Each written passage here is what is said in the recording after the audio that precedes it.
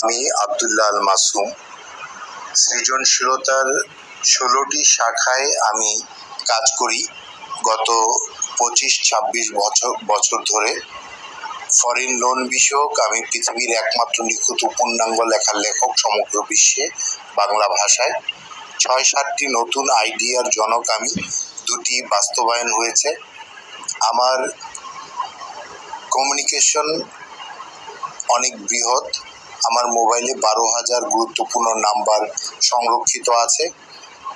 আমি 6টি বৃহৎ গ্রুপের অ্যাডভাইজার কনসালটেন্ট হিসেবে আছি। আমি 3 কোটি টাকার মেশিনারি ছাড়া একটি স্যাটেলাইট টিভি চ্যানেল ব্রডকাস্ট করতে জানি। এছাড়া আমার যে ইন্টারপার্সোনাল ইনসাইট কোয়ালিটিগুলো আছে, সমগ্র কিছু মিলিয়ে আমি সমগ্র পৃথিবীকে চ্যালেঞ্জ করেছিলাম 4 বছর আগে 1 লাখ টাকা পুরস্কার ঘোষণা করে, যে আমার কোনো বিকল্প সত্তা এবং সমস্ত কিছু যদি কারো মধ্যে কেউ প্রদর্শন করতে পারে তাহলে তাকে 1 লক্ষ টাকা পুরস্কার দেওয়া হবে। কিন্তু 4 বছরে কেউ সেই পুরস্কার নিতে পারেনি। আমি অটো বিজয়ী একজন জগতের অদ্বিতীয় ব্যক্তিত্ব। আমি কারো চেয়ে ছোট বা কারো চেয়ে বড় নয়। আমার এই পদবিটি সম্পূর্ণ unique, extreme unique, creative role model in earth only one. প্রশ্ন এসেছিল মহাত্মা গান্ধী, শাহরুখ খান, আইনস্টাইন এরা কেউ কখনো নিজেদেরকে জগতের অদ্বিতীয় ব্যক্তিত্ব দাবি করেনি। আমি কিভাবে এই দাবি করতে পারি, কিভাবে নিজেকে বিকল্পহীন বলতে পারি? আমি উত্তরে বলেছিলাম, আইনস্টাইনের বিকল্প আছে নিউটন, মহাত্মা গান্ধীর বিকল্প আছে নেলসন ম্যান্ডেলা, শাহরুখ খানের বিকল্প আছে আমির খান, সালমান খান। তাই তাদের পক্ষে নিজেদেরকে বিকল্পহীন সত্তা হিসেবে উপস্থাপন করা সম্ভব নয়। প্রশ্ন এসেছিল এটা একটা অধ্যত্ব কিনা এবং এটা একটা চরম অহংকারের কথা কিনা যা আমি দাবি করছি। আমি বলেছি, বরং নিজেকে তুলে ধরার জন্য আপনি বলতে পারেন এটি ইন্টারেস্টিং এবং অ্যামেজিং একটি ডিপ্লোমেসি, এটি অহংকার নয়। হৃদয়, কোরআন, সংবিধান, নীতি, বিবেক এই 5 স্তম্ভের কোনোটাই আমি আঘাত করিনি। সেক্ষেত্রে আমার দাবি কোনোভাবেই অগ্রহণযোগ্যতা পাবার কোনো ভিত্তি থাকতে পারে বলে আমি মনে করি না।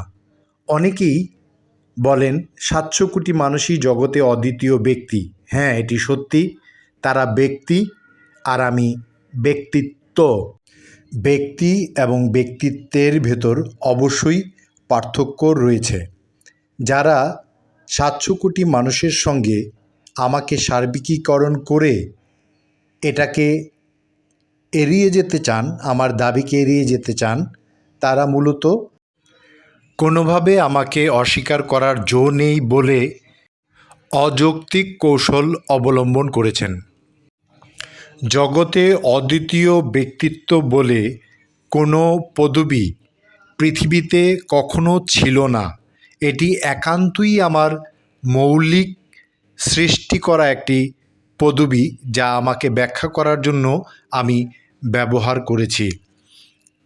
অনেকে বেশ রসিক এবং এককাঠি সরেশ, তারা বলে থাকেন জগতের অদ্বিতীয় ব্যক্তিত্ব বলে পৃথিবীতে আসলে কিছুই নেই।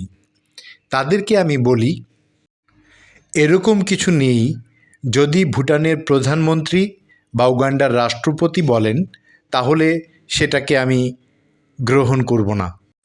যদি জাতিসংঘ, নোবেল প্রাইজ কমিটি অথবা গিনেস বুক বলে এরকম কোনো টার্ম বা পদবি পৃথিবীতে থাকা যাবে না, যৌক্তিকভাবে তা ব্যাখ্যা করতে পারে, তাহলে অবশ্যই মেনে নিব। আমি আমার দাবি প্রতিষ্ঠিত করতে গিয়ে পৃথিবীর কোনো দেশের কোনো সংবিধানকে লঙ্ঘন করিনি। আমি আপনাদের সকলের গৌরব ও অহংকার। যারা আমাকে স্বীকৃতি দিতে চাচ্ছে না, এটা তাদের মানসিক দীনতা এবং লজ্জার। আমার কথা খুব সহজ। আমার সমস্ত দক্ষতা, যোগ্যতা, সৃজনশীলতা, ইনসাইট কোয়ালিটি, বিশেষ নৈপুণ্য সব কিছু মিলিয়ে সমগ্র সত্তার বিকল্প আর কাউকে যদি আপনি উপস্থাপন করে আমাকে হারাতে পারেন, তাহলে আমি আরও বেশি সন্তুষ্ট বোধ করব। আমি আসলে দেখতে চাই সত্যি কোনো বিকল্প সত্তা পৃথিবীতে আমার রয়েছে কি না। কেন আমি নিজেকে এভাবে তুলে ধরছি? আমি তুলে ধরছি এজন্য যে আমি চাই মানুষের জন্য বড় কল্যাণের দুয়ার আমি উন্মোচন করব, যা স্রষ্টা আমাকে আশীর্বাদপুষ্ট হৃদয় হিসেবে প্রদান করেছে। আমি অমরত্ব এবং ভালোবাসা দ্বারা পরিচালিত এবং হতে চাই স্বর্গ ও জগতের একান্ত গোপন সংযোগ। আমার সবচেয়ে বেশি ভালো লাগে যখন কারো মুখে হাসি দেখি।